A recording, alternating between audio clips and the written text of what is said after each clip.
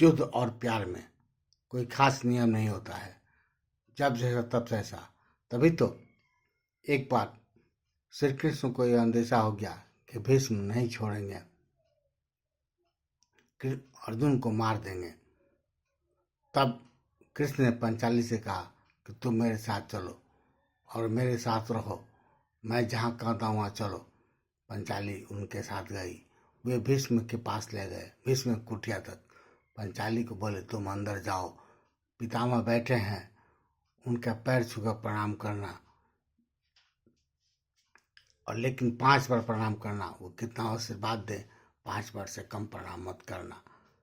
पंचाली ने चप्पल अपना बाहर खोल दिया।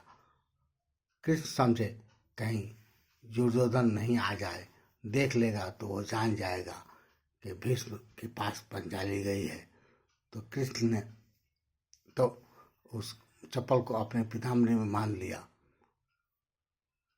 पंचाली अंदर गई और भीष्म को प्रणाम की। पैर छुआ तो भीष्म ने कहा स्वागवती हुआ।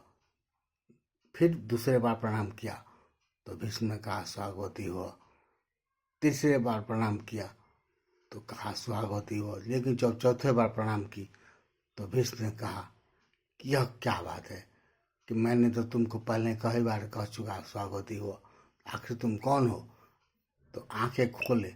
जब तो 5 बार प्रणाम की तो भीष्म ने कहा कि मैंने तो तुमको स्वागवती होने का वरदान दे दिया है, तो तुम क्यों बार बार प्रणाम कर रही हो? आखिर तुम्हारे साथ कौन है? तो उसने बताया कि मधुसूदन है मेरे साथ, कृष्ण है मेरे साथ। तो भीष्म बाहर निकले कुटिया से और उनका माथा, सर कृष्ण के पीताम्बरी से टकराया। उन्होंने पूछा इसमें क्या है? तो कृष्ण ने कहा कुछ नहीं। तो उन्होंने देखा तो चप्पल था। तो कहे कि आप चप्पल बांध कर पीताम्बरी में घूम रहे हैं, भक्त मान रखने की इतना कष्ट किए।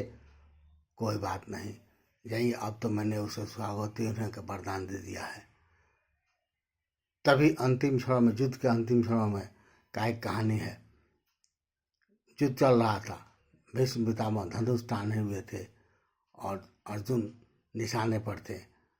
अर्जुन ने सभी शिखंडी को सामने कर दिया और सामने करने के साथ ही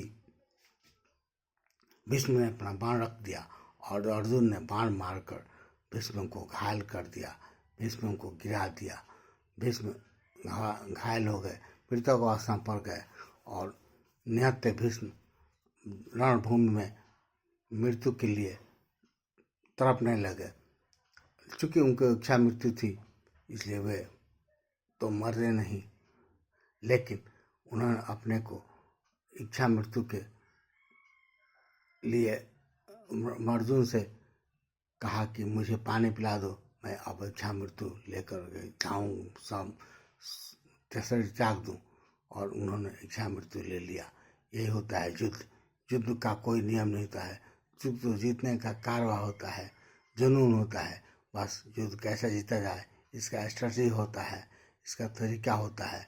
और जो कि कृष्ण ने आजमाया, जो कि किया, और वही करते वो आगे युद्ध को, हर के युद्ध को जिता दिए पांडवों को।